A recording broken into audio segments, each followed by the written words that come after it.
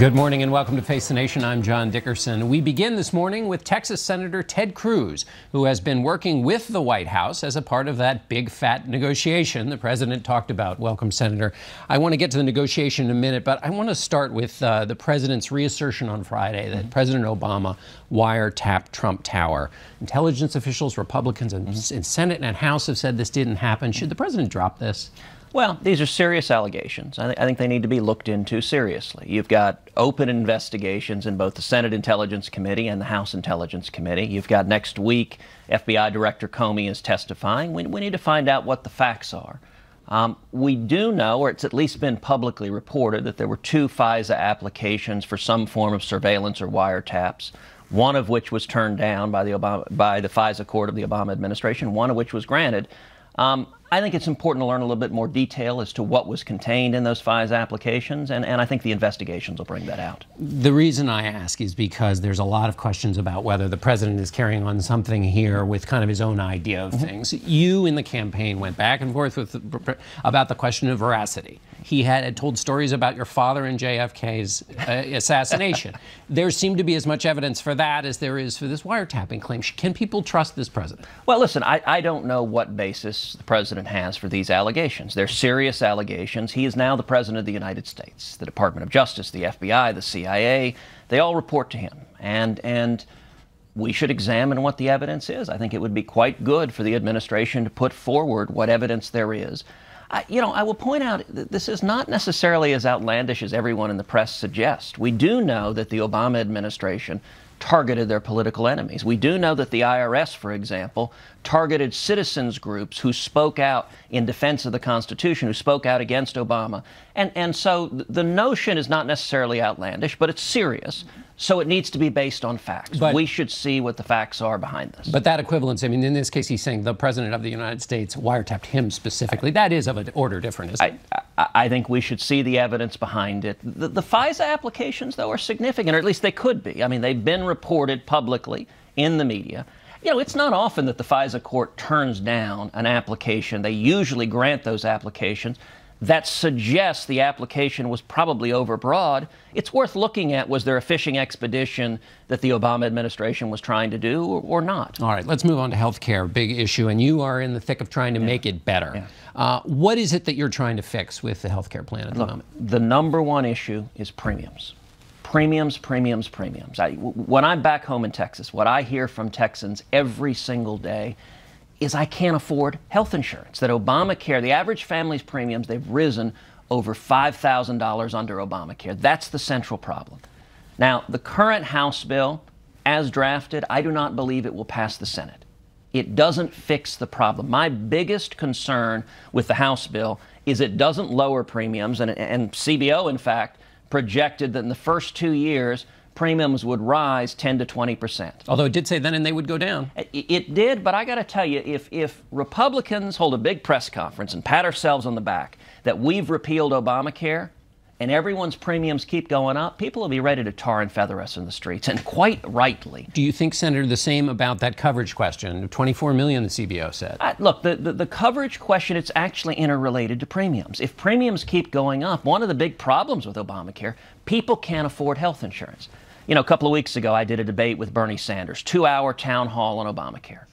The next day, I was having dinner here in Washington, and 2 waitresses I know well, they both came up to me and they said, one said, you know what? My premiums have tripled in the last 3 years. They went from $400 a month to $1,200 a month. She said, for the first time in my life, I don't have health insurance. She also said, for the first time in my life, this restaurant put me at under 30 hours a week. They put me at 29.99. I don't have insurance. The second waitress, who I also know well, said she was 4 months pregnant, and she had just gotten a notification from her insurance that the doctor that she likes and trusts can't deliver her baby because he's not covered. So how do you fix it? We've got to fix that. We can do that in the House bill. But the only way to drive down premiums is we need to repeal the insurance mandates. There are 12 insurance mandates that are in Obamacare. The House bill only touches 2 of them.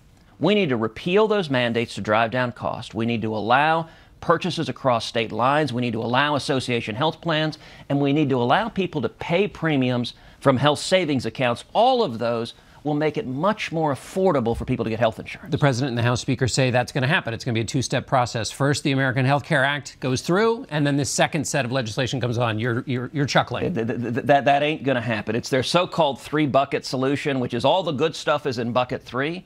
Bucket 3 takes 8 Democrats. Right now, Senate Democrats are opposing everything. You can't get 8 Senate Democrats to agree on saying good morning. Anything in bucket 3, I've called bucket 3 the sucker's bucket.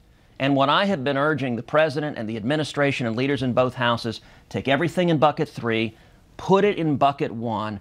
We've got to actually fix this problem. Their argument is that you can't do it all in this, what you're calling bucket 1 in the American Health Care Act that Paul Ryan and the President support, because the rules of the Senate just will not allow it. And so that's what you're up against here. But that's fundamentally false. The rules of the Senate, we're on what's called budget reconciliation. It's governed by the Budget Act of 1974. It lays out a test for what's permissible on reconciliation. 6-part test. The central part of the test is it budgetary in nature? If it's budgetary in nature, you can do it. If it's not, you can't. You look at the insurance mandates. They impact billions of dollars of federal spending. And I'll point out the Obama Justice Department went before the U.S. Supreme Court twice and argued the mandates are integrally related. They're intertwined with the subsidies. You cannot sever them. Under the statute, we can do this now in bucket 1. And if we don't, this bill doesn't pass. And if it doesn't pass, it's a substantive and political disaster for everyone involved. If it doesn't have these reforms about the mandates in it in the Senate bill, will you not vote for it? I cannot vote for any bill that keeps premiums rising. Texans have look, there has been no issue I've devoted more time and energy to than Obamacare, stopping this disaster. We have a chance for an incredible substantive win for the American people.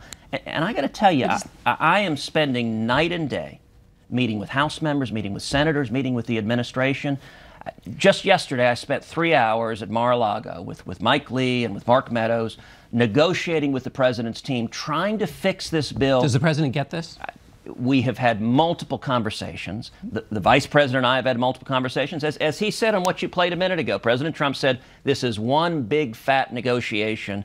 Here's the central prize. If we lower premiums, and hopefully lower them a lot, that's a victory for the American people. If premiums keep going up, that's a victory for insurance companies and lobbyists, but it's a loss for the people who elected us. We've got very little time. I want to get to the Supreme Court, but does the President get your central point that this has to be moved all into one thing, one approach?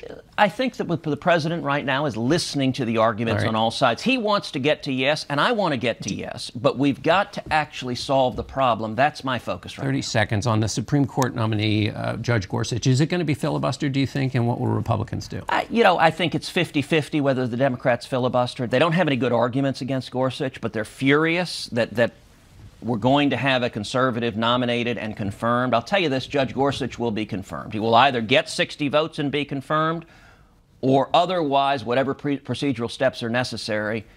I believe within a month or two, Neil Gorsuch will be an Associate Justice of the Supreme Court. So Republicans will go that far if Democrats do filibuster? Mitch McConnell has said we will do whatever is necessary. A Democratic filibuster will not succeed. I agree with the leader. All right, Senator Cruz, thank you so much.